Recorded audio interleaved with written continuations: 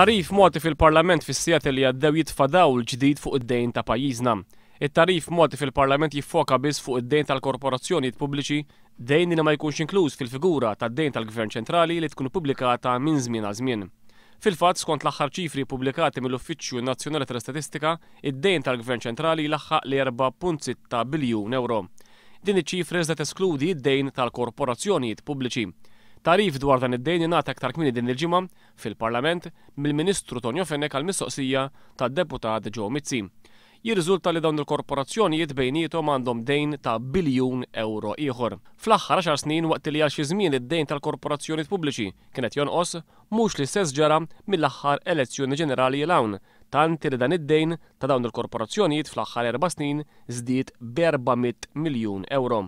L-iktar korporazzjonijiet li għandhom dejn huma l-Ene Malta u l-Freeport illi bejniethom biss għandhom dejn ta' madwar 900 miljun euro. Wara t-tarif Malti din il-ġimgħa fil-Parlament jirriżulta li b'kollox pajjiżna għandu total ta' 5 biljun euro u nofs f'dejn.